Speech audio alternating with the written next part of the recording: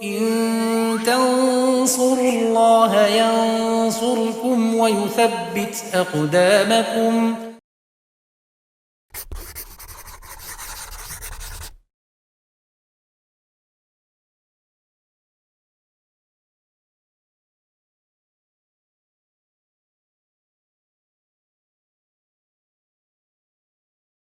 Bismillahirrahmanirrahim. Alhamdulillah, salatu wassalamu ala rasulillah wa ala alihi wa sahbihi wa man tabi'ahum bisanin ila yaumiddin, amma ba'd. Pemirsa Yubit Edu rahimani wa rahimakumullah, kita lanjutkan pelajaran kita masih bersama kitab Al-Muqaddimah Al-Hadrimiyah dalam bahasan sutroh di dalam sholat.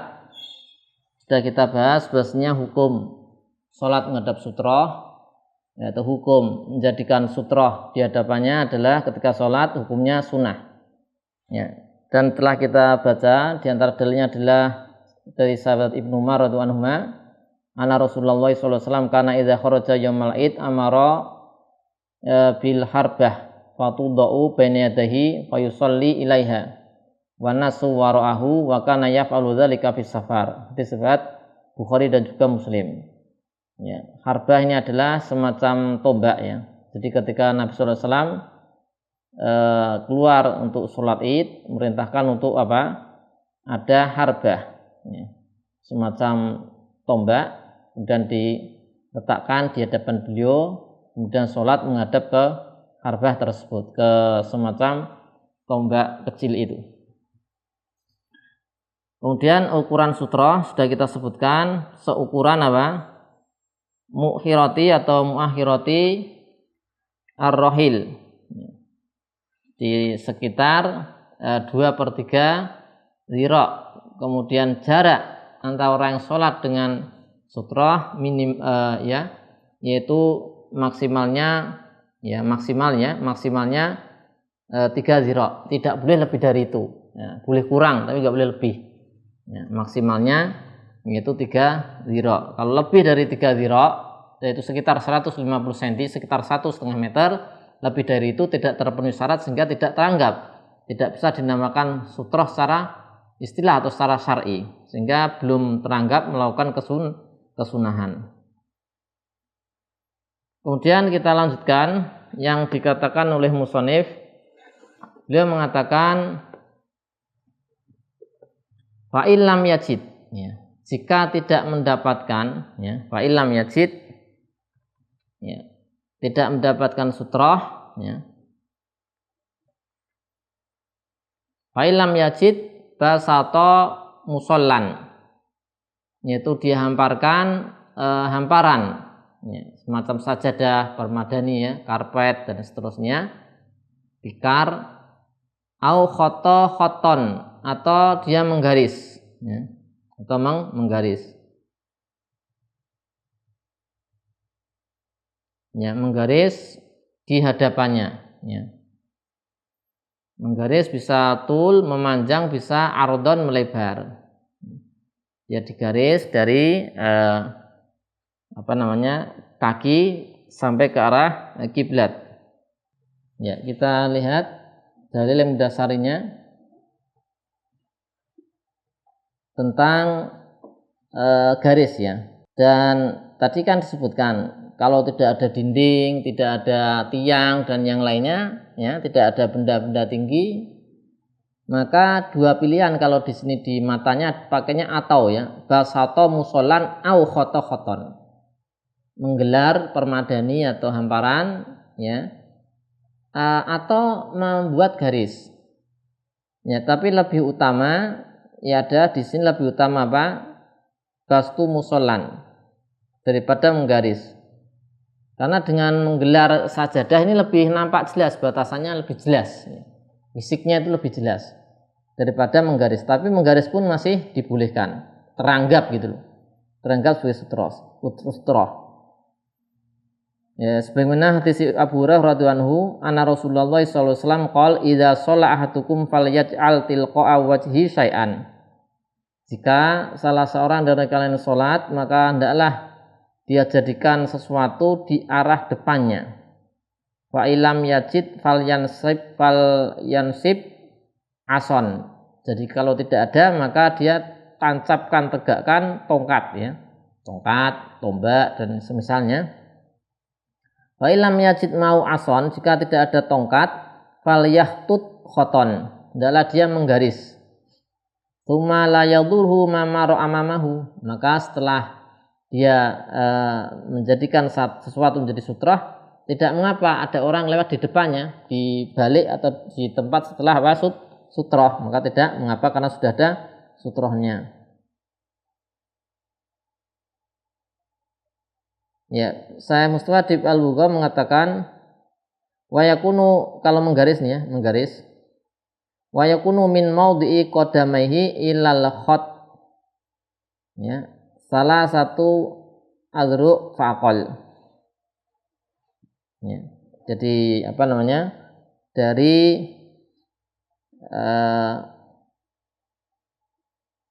tempat berdirinya ya, yaitu dari kaki ke garis itu sekitar 3 zira atau kurang dari itu. Nah, kemudian yang aula, wal aula an yakunal khot tulian. Jadi memanjang min maudhi'i qadamai, dari tempat kedua kaki ke arah imam. Kemudian tidak lebih ya, garis yang terakhir ke sana tidak lebih dari 3 zira.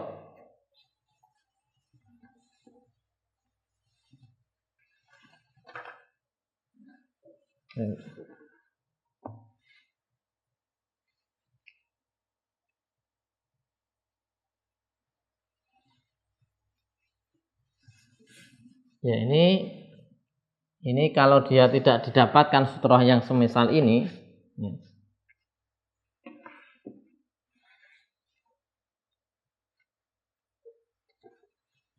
Ini sutrah-sutrah, maka fa'ilam yajid,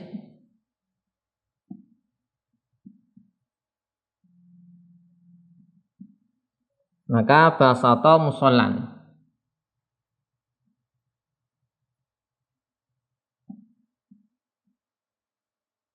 au khoto khoton, khoto khoton.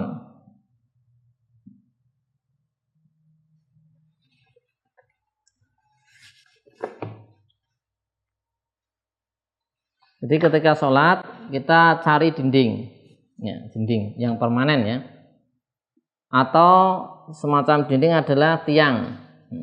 Kalau tidak ada ya benda lain, ada mimbar, ada misalnya tongkat, ya, atau yang lain, misal barang-barang, ada tas tingginya 2/3 zira. Kalau nggak ada ini semua, susah dicari, tidak ada, maka kita bisa ada pilihan menghamparkan sajadah atau menggaris.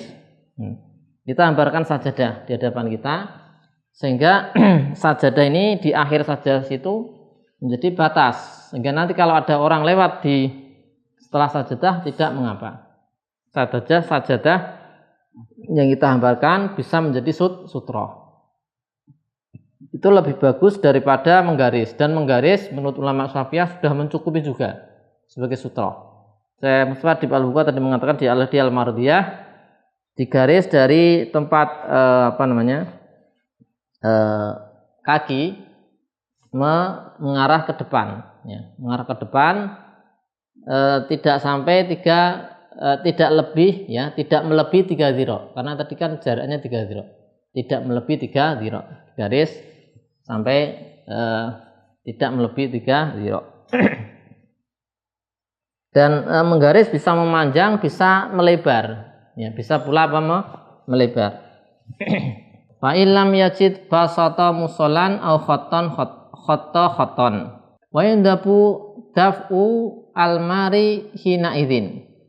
Disunahkan bagi orang yang sholat dan bagi orang yang tidak sholat, ya, untuk daf'u menolak, mencegah almar orang yang lewat antara orang yang sholat dengan sutroh. Hina idzin yaitu ketika dia menjadikan sesuatu menjadi sutroh yang teranggap secara syar'i, ya. Maka ini disunahkan menghalangi atau mencegahnya. Gambarannya atau dengan gambaran dia dan keadaan tidak khawatir hilang kekhusyuan, dan dia tidak ceroboh sholat di tempat yang dilalui banyak orang, ya. Ini sunnah. Jadi ini ketika seseorang sudah meletakkan sutroh, ya, meletakkan sutroh di hadapannya. Misalnya di sini ada sutroh, nah, ini ada sutroh. Nah, ini sudah ada sutroh, ada tiang atau tembok atau yang lain. Ketika ada orang yang mau lewat di hadapannya, antara dia orang sholat dengan sutrohnya, ada orang lewat, maka disunahkan orang yang sholat ini untuk mencegah orang yang lewat. Atau bisa jadi bukan orang yang sholat, tapi orang lain. Misalnya ada orang yang sholat sunnah gitu, ya. Kemudian ada orang yang sudah selesai sholat, sedang duduk atau tidak, intinya dia tidak sedang sholat, juga disunahkan baginya untuk mencegah orang yang lewat tadi, ya. Dengan catatan dia itu disunahkan mencegah, hukumnya sunnah, ya. Hukumnya apa? Sunnah. Disunahkan, ya. Kita tulis dulu, ya.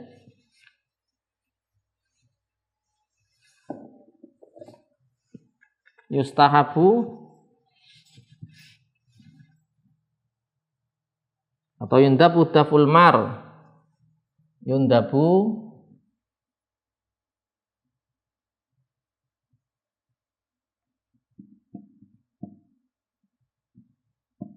dafu almari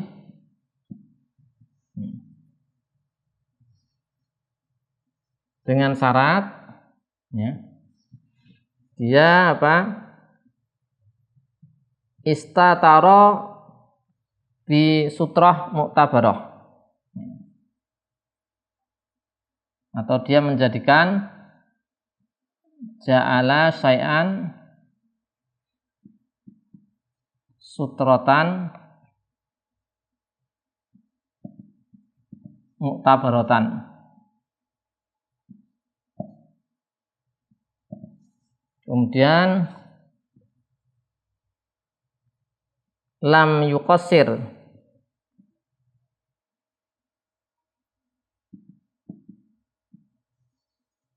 binahwi wuqufihi bitorik,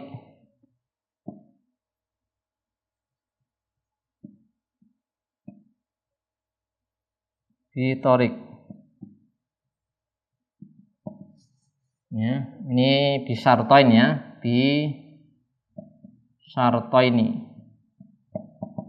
Yang pertama, dua. Jadi ada kesunahan bagi orang sholat ini untuk menahan, mencegah, menolak orang yang mau lewat di hadapannya dengan syarat satu, orang ya, orang yang sholat ini di syarto ini. Orang yang sholat ini menjadikan suatu sebagai sutroh. Dia memiliki sutroh. Syarat pertama, dia memiliki sutroh yang muktabar. Muktabar apa tadi? Ya, tingginya minimal 2/3 hasta, 2/3 hasta, sekitar 30-an cm. Dan yang kedua, jarak antara dia dengan sutroh 3 hasta, ya, maksimalnya.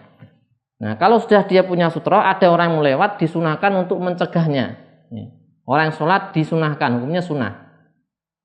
Di mana dia nanti tidak khawatir hilang khusyuan, untuk menolak agar dia nggak lewat, ataupun orang lain. Syaratnya ini, dia telah memasang sutroh yang muktabar, yang telah benar secara syar'i, teranggap syar'i. Kedua, dia tidak taksir, tidak ceroboh. Misalnya dia berdiri di jalan. Jadi dia sholat di satu tempat, entah di sekitar masjid atau mana, yang itu adalah jalan untuk lalu lalang orang. Nah, jadi misalnya jalan. Dia masuk sholat di sini, pasang sutroh di situ. Nah, kalau seperti itu, dia tidak punya hak untuk melarang orang lewat di hadapannya, karena dia sudah ceroboh. Ceroboh apa? Sholat di jalan. Itu jalan untuk tempat orang lalu lalang, dia kok sholat di situ. Nah, tidak terpenuhi syarat. Maka disunahkan untuk mencegah orang lewat di hadapannya dengan dua syarat ini ya, dengan dua syarat. Nah, mencegahnya ini juga dengan cara yang mudah dulu. Dengan cara yang mudah, nggak boleh langsung kemudian cara yang berat, ya. Cara yang mudah terlebih dahulu. Dan jika dia mencegah atau menolak tadi menyebabkan talaf, ya, kerusakan anggota badan atau jiwa, dia nggak nanggung yang mencegah ini, ya. Karena yang lewat ini dia melampaui batas, ya, melampaui apa? Batas. Ya, di dalam hadis ya, ini hadis Abu Sholih As-Saman. Di sini ada Nabi SAW bersabda di rentetan hadis ini, "Idza shola ahadukum ila syai'in yasturuhu minan nas," jika salah seorang di antara kalian sholat menghadap suatu sutroh, ya, menghalangi dari orang-orang, fa'arada ahadun, dan ada seorang ingin yajtaza baina yadahi, untuk lewat di hadapannya, falyadfahu, maka cegahlah, tolaklah, halangilah. Fa'in aba falyuqatilhu, kalau dia masih enggan, ya diperangi, ya, dilawan. Fa'inna ma huwa syaiton, karena itu adalah setan. Nah, di sini ada perintah dari Nabi SAW, falyuqatilhu. Tapi caranya itu dengan cara yang mudah dulu. Jadi misalnya cara mudah itu yang simpel dulu, misalnya dengan isyarat, ya. Ini ada orang yang mau lewat nih, jangan langsung, ini ada yang mau lewat langsung didorong. Nah, nggak bisa. Ini cara yang sudah cara berat, ya. Misalnya cara berat langsung ada yang mau lewat langsung dorong. Nah, tapi kalau kita lihat para fuqaha mengatakan cara ringan dulu, misalnya diginikan dengan isyarat saja, ya. Dengan isyarat, atau isyarat gini aja, misalnya nggak boleh, atau misalnya dengan tangan seperti ini, ya. Nanti semakin meningkat, ya, semakin ditingkatkan, yaitu menghalanginya tadi, proses menghalangi, ya, sampai kalau seandainya kemudian terjadi benturan atau apa kan, kemudian sakit, dia berdarah atau bagaimana, ini yang sholat ini yang menghalangi orang yang lewat, tidak nanggung dia, tidak dikisos. Kalau sampai dia kehilangan anggota tubuh, atau bahkan terjadi kecelakaan lebih berat, dia tidak nanggung, karena dia yang keliru, ya, nggak boleh lewat di hadapan orang yang sholat di situ ada sutrohnya. Tapi tadi caranya adalah dengan yang mudah dulu, nggak boleh langsung ada orang sholat pakai senjata langsung dipukul, nah nggak boleh. Jadi caranya harus bertahap, nggak langsung seperti itu. Nah, demikian ini berkaitan dengan macam-macam sutroh, kemudian mencegah orang yang lewat di hadapan orang yang sholat. Masih ada beberapa masalah, insya Allah kita bahas di pertemuan berikutnya. Sallallahu alaihi wasallam Muhammadin wa ala alihi wa sahbihi wasallam. Alhamdulillahirabbil alamin.